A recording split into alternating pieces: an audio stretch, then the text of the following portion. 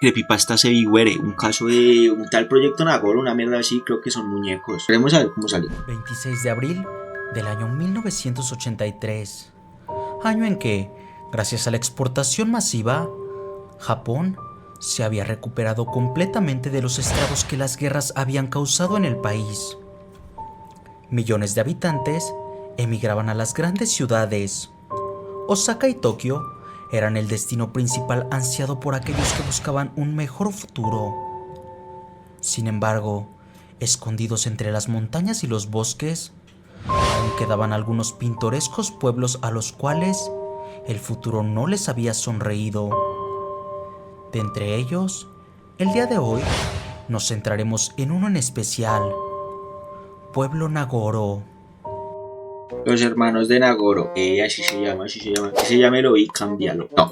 Situado en la ruta 439, en el valle de Iya de la isla Shikoku, prefectura de Tokushima, Japón, se encuentra un pueblo con un presente escalofriante que solo puede ser superado por su pasado.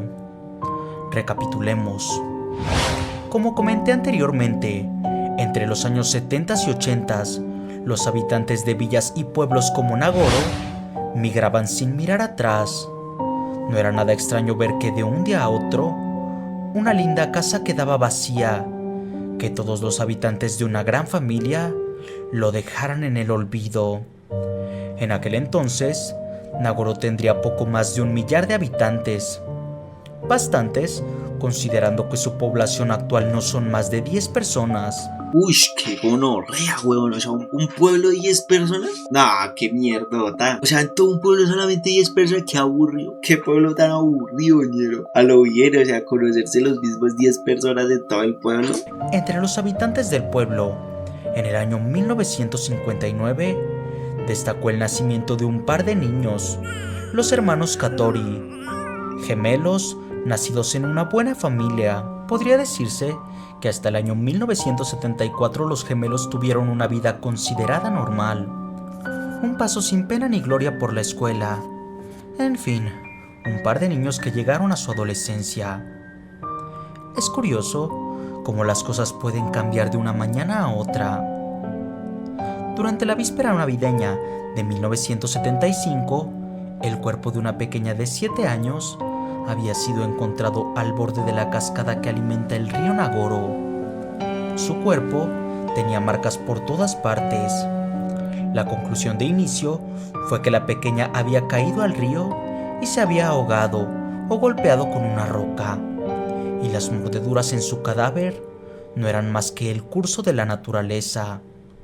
Se creyó que los peces u otros animales de los bosques cercanos la habían mordido. Semanas más tarde, la familia de la pequeña, inundados de tristeza, se mudaron de Nagoro para nunca más volver. En los años siguientes, los habitantes de Nagoro comenzaron a dejar la villa en busca de mejores oportunidades. Para entonces, los gemelos Katori tenían unos 17 años. Sus conocidos... Pero ¿por qué abandonaron el pueblo? Eso es lo que yo no entiendo. O sea, ¿por qué todo el mundo se fue del pueblo? ¿Se fue solo por oportunidades? No creo. O sea, no todo el mundo se va a ir buscando oportunidades. O sea, no van a dejar un pueblo vacío con 10 personas solo por eso. Moraman que seguramente los Katori se mudarían pronto en busca de universidades. Llamó mucho la atención que, aunque el resto de la familia emigró de Nagoro, los gemelos se quedaron en casa e incluso iniciaron un negocio de bicicletas. Era raro que alguien intentara aperturar algo en Nagoro. La novedad fue razonablemente bien recibida, pues los paseos en bicicleta eran una especie de distracción para las familias que aún quedaban.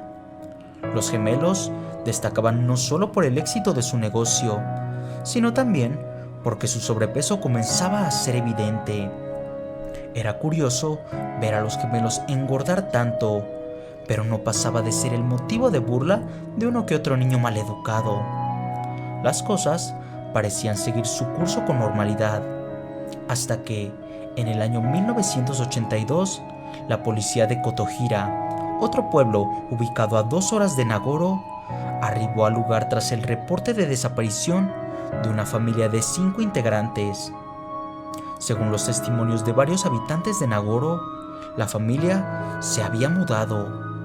Sin embargo, otros miembros de la familia que residían en Kotohira argumentaron que nadie se había mudado, que simplemente habían desaparecido. Este fue el inicio de lo que desencadenaría una de las historias más tétricas de Japón. Policía de otros pueblos e incluso ciudades reportaron casos similares. Las investigaciones arrojaron que las casas de las familias desaparecidas parecían seguir siendo usadas cada cierto tiempo. Rápidamente, la policía obtuvo a sus principales sospechosos. Sin embargo, no tenían pruebas de ningún tipo.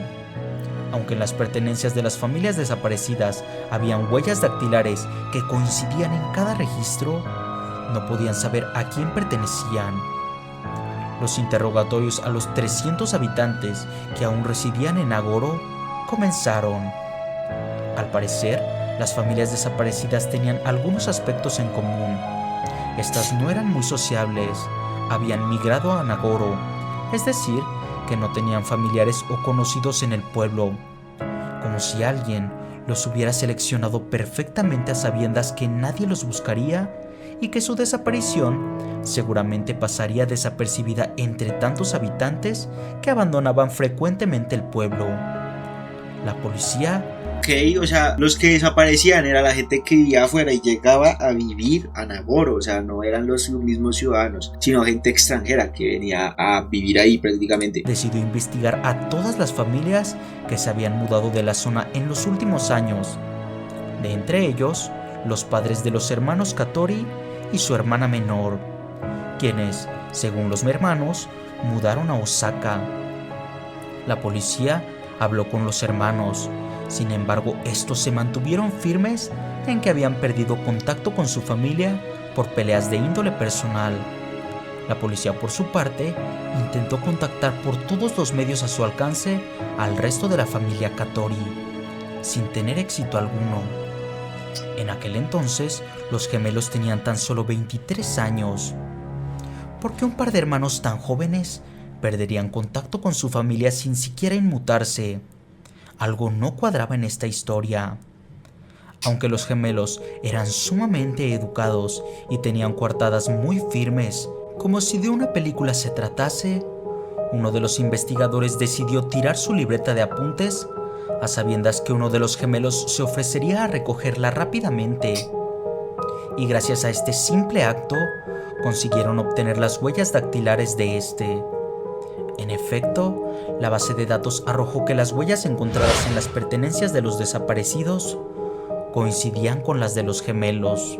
¡Ay, esos Tras esto, pillos! una orden fue emitida, descubriendo que los hermanos Katori no solo eran los responsables de los desaparecidos, también habían terminado con la vida de sus propios padres y hermana, y con la de aquella niña encontrada a orillas del río cuando eran adolescentes. El cómo se supo de esto es tal vez el motivo más mórbido del asunto. En un cuarto especial diseñado para la refrigeración, los gemelos aún conservaban varios objetos de las víctimas, entre ellos sendos trozos de su propia carne y osamentas. El 26 de abril de 1983, finalmente, los gemelos fueron sentenciados por sus crímenes, incluidos en ellos el canibalismo. Llamó la atención que los hermanos habían ganado tanto peso al punto de llegar a la obesidad cuando las desapariciones comenzaron. Actualmente, Pueblo Nagoro es conocido como el extraño pueblo japonés donde las personas fueron reemplazadas por muñecos.